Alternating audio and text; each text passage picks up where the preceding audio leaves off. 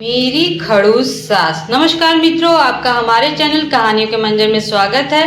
कहानी सुनने से पहले हमारे चैनल को लाइक और सब्सक्राइब करना ना भूलें। तो आइए सुनते हैं कहानी।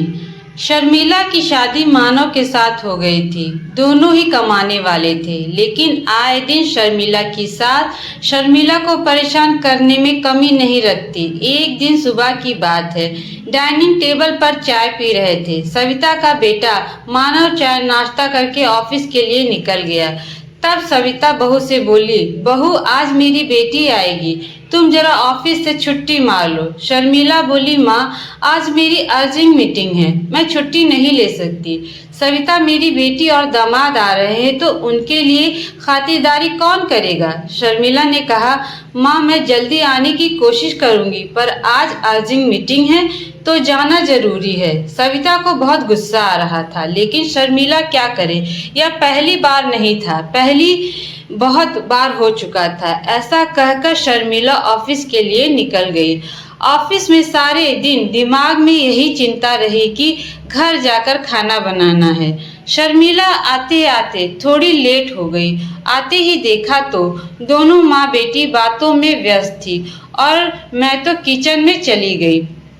किचन में जाकर कई तरह के पकवान बनाए और मेरी मदद के लिए कोई नहीं आए। और नंद और सास दोनों आपस में उनकी बुराई कर रही थी, बोल रही थी कि बेटी तुम्हारे आने के पहले बता दिया था, लेकिन फिर भी बहुत ही देर से आई है।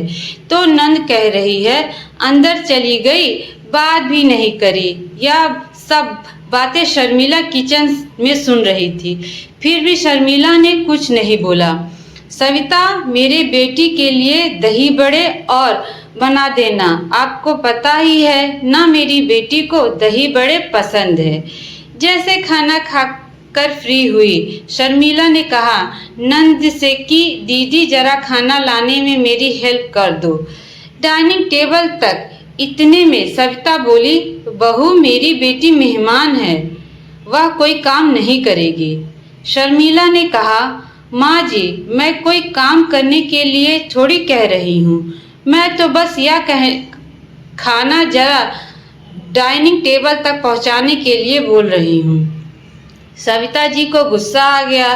शर्मिला ने अपनी बेटे से शिकायत करने लगी तो बेटा कितनी जवान चल रही है और अब मेरी बेटी को काम बता रही है। तो मानव को भी बुरा लगा। मानव ने शर्मिला से कहा, यहाँ शर्मिला तुम मेरी माँ से ऐसे कैसे बात कर रहे हो? शर्मिला ने कहा कि मैं नौकरी करके आई हूँ, पर आप भी नौकरी करके आए हैं, आपको तो आते बेटा लो पानी पी लो, बेटा लो चाय पी लो, और इतनी खातिरदारी होती है। और मैं आते ही अपना सारा काम करती हूँ घर का, और फिर खरी खोटी भी सुनने में मेरे को तैयार रहते हैं। मैंने इसमें क्या कह दिया कि सारे दिन ऑफिस का काम करके आई है, वहाँ पर थोड़ा अर्जेंट मीटिंग थी तो ज़्यादा काम था, तो खड़े खड़े मैं परेशान हुई। आके मैंने खाना बनाया, कई तरह के पकवान बनाए, इन्होंने जो बोला वह भी बना, और ऊपर से माँ जी और दीदी मेरे बारे में बातें और बना रही हैं कि काम चोर है। और मैंने क्या कहा, जरा सी मदद के लिए बोल दिया तो बुरा लग गया। मैं तो दीदी के घर जाती हूँ तो मैं दीदी की बराबर हेल्प करवाती हूँ, अगर दीदी इतना सा काम कर दे तो क्या हो जाए? मानव ने कहा, माँ जी शर्मिला सही तो कह रही है। जब सविता जी के समझ में आया कि बहू बहुत सही कह रही है, शर्मिला ने कहा कि मैं तो बराबर के पैसे कमा रही हूँ और सुबह का सारा काम भी करके जाती और शाम का भी आपके सारा काम करती हूँ, तो कभी कुछ नहीं कहती हूँ। और मम्मी जी बिन बताए आए दिन सबको न्योता देती रहती हैं, फिर बाद में बात बनाती हैं। बेटा ऑफिस से आए तो उसकी खातिरदारी करे, और बहू दफ्तर से आए तो कुछ करके नहीं आई, उसके काम की तो कोई अहमियत ही नहीं है। वह तो बेचारी कभी थकती ही नहीं। कभी थोड़ी तबीयत खराब हो जाए तो कह देते हैं कि नाटक करके लेट रही है। अरे भाई, हम भी किसी की बेटी हैं, हम ऐसे ही थोड़ी ना आ गए सबके सामने। यह सब बातें शर्मिला ने बोली तो दामाद जी की सारी बातें समझ में आई और उन्होंने शर्मिला का सपोर्ट किया। कहा कि शर्मिला बिल्कुल सही कह रही है, पैसे कमाने वाली बहू इतना सारा काम कर रही है और फिर भी उसको ऐसे सुना रहे हो।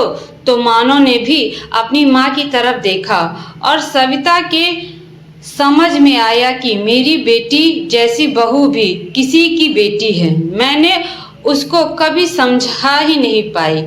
मैं अपने बेटे से समाचार पूछ लेती हूँ, दफ्तर से आते, और बहू से बिल्कुल नहीं। सविता जी ने अपनी बहू से माफ़ी मांगी और कहा, आज से बेटी तुम दोनों मेरे लिए समान हो। इसलिए दोस्तों, ऐसे समाज में कोई हो तो उनको सुधारो और इन समस्या की वजह से कोई बहू परेशान हो रही हो तो उनका सपोर्ट करो।